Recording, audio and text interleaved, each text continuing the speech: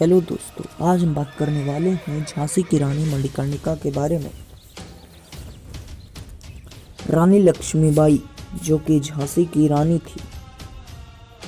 रानी लक्ष्मीबाई का जन्म वाराणसी में 19 नवंबर 1828 को हुआ था। उनका बचपन का नाम मणिकर्णिका था, लेकिन प्यार से उन्हें मनु कहा जाता था। उनकी माँ का नाम भागीरथी और पिता का नाम मोरोपंत था। मोरोपंत एक मराठी थे।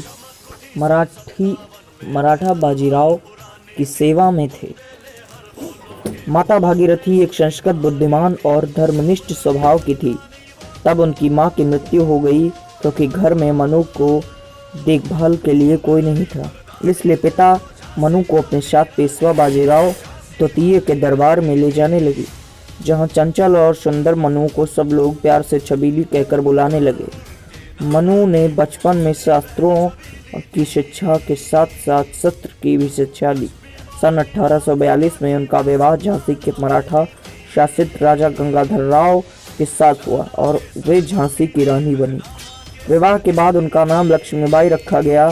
सन 1851 में रानी लक्ष्मीबाई ने एक पुत्र को जन्म दिया, परंतु 4 महीने की उम्र में ही उसकी मृत्यु हो गई।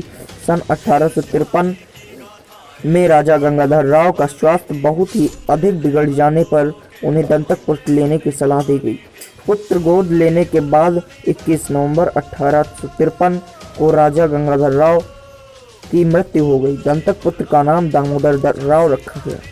ब्रिटानी राज्य के अपनी हड़प नीति के तहत बालक दामोदर राव के खिलाफ अदालत में मुकदमा दायर कर दिया। हालांकि मुकदमे में बहुत बहस हुई, परंतु इसे खारिज कर दिया गया। ब्रिटानी अधिकारियों ने राज्य का खजाना जब्त कर लिया और उनके पति के कर्ज को रानी के सालाना खर्च में काटने के फरमान जारी कर दिया। इसके परिणाम स्वरूप रानी लक्ष्मीबाई को झांसी का किला छोड़कर रानी महल में जाना पड़ा, पर रानी लक्ष्मीबाई ने हिम्मत नहीं हारी और उन्होंने हर हाल में झांसी राज्य की रक्षा करने का निश्चय किया। तो आज आपने सुना कि रानी लक्ष्मीबाई का जन्म कब हुआ था। कल हम बात करेंगे दूसरे एपिसोड में झांसी का युद्ध। देखना न भूलिएगा and subscribe the channel. Thank you.